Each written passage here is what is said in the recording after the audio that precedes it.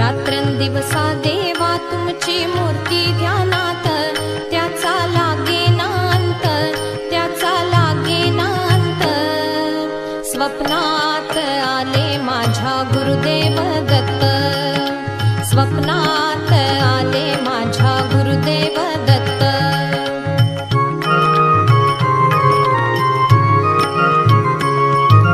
दिव्य स्वरूपी सडा टाकत होते अंगणात, अल्लख म्हणून भिक्षा मागत आले दारात.